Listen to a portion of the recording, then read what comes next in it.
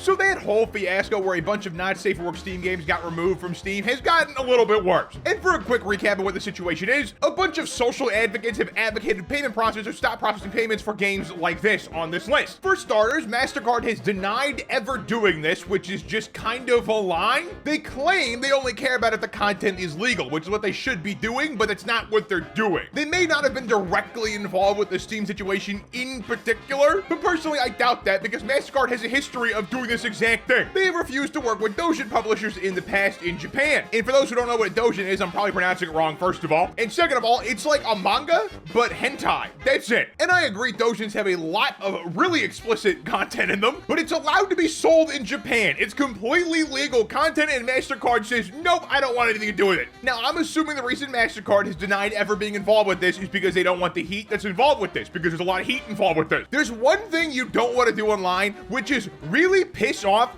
gamers. Okay, I'm not even exaggerating. Gamers spend most of their time online. They have nothing better to do than harass a credit card company. That's all they have to do in the day. If you give them a task that's not playing League of Legends, they will probably do it if it sounds interesting. And gamers in general are pretty fed up with like censorship type stuff. Like that's why Sweet Baby Inc. gets so much shade. So it really doesn't surprise me that MasterCard would try to step away from it and make it seem like it's not their problem or their fault when it kind of is. Like there's two big payment processors. There's Visa and there's MasterCard. If Itchy.io isn't accepting either one of those payment methods, they're both saying, we don't want to work with you right now. And I say Itchy.io because a lot of games have been removed from there as well. Now they're currently back up with this weird workaround. Basically, the developers have listed the game as free, and if you want to donate, you can. But the game has to be free with the option of donation, which is kind of cringe, but at least it's a workaround. People who make these kind of games should get paid to make these kind of games, even if Visa and MasterCard disagree with that. Because frankly, it's not their problem. They should just process the damn payment. Like really, even if you disagree with some of the titles that have been removed from these platforms, you should really be advocating for payment processors to just be payment processors because it's the only reason they exist. They do not deserve more power for being a useless middleman that just collects money. They don't deserve more power for that. Like seriously, Visa and MasterCard are just a useless middleman that processes payments. They should have no authority over literally anything. But GOG, another game launcher, also had issues with payment processors like MasterCard and Visa, the ones that say they're not involved with this at all. So in response to that, GOG made a bunch of games free that they were trying to get removed from GOG. You might still be able to get those for free, I'm not 100% sure, but they made these games free. And within that short time they were free, they got like 1 million downloads or something, so clearly there's demand for this kind of game. But the overreach from payment processors is utterly ridiculous, especially for like Honey Pop, dude. I don't know what it is about Honey Pop in particular that makes people so angry about it, but I can't imagine this game is that degenerate when it has like 30,000 Steam reviews or something. Like it really just doesn't strike me as like the worst thing in the world. So seeing it on this list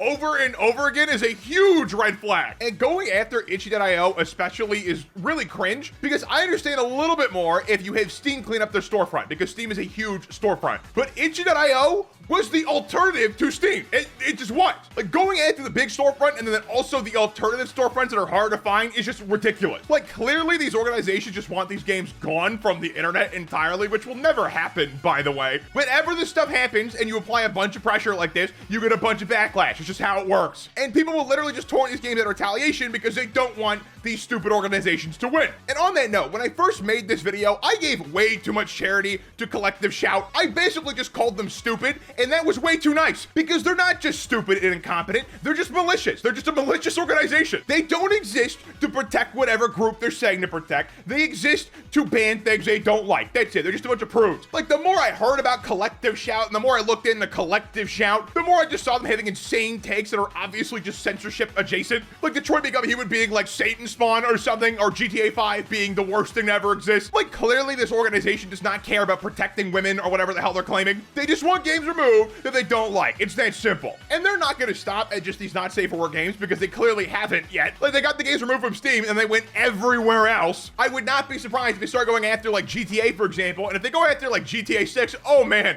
that's gonna be fun. There is no chance in hell that any of these organizations can touch GTA 6, and if they try, they will get obliterated. That's just what will happen. You can't try to take down a game that people have been waiting for since middle school, me, okay, and not expect some serious backlash. Like seriously, GTA 6 has been hyped for years at this point. If they try to go after GTA 5 or GTA 6, it's Jover. Now, they might get away with going after some older GTA titles, but I also doubt that because then gamers will be like, yo, if you're going after San Andreas, wouldn't you also go after the newer ones? But Collective Shout is a joke. I hope these games get put back on the Steam and stuff, and I hope the payment processors stay in their damn lane because they just frankly should. You process payment. Process the damn payment and move on with your fucking life. But that's been the video. Let me know what you think in the comments down below. Like and subscribe if you're new. Click the intern tab, check out all my content, and have a good one.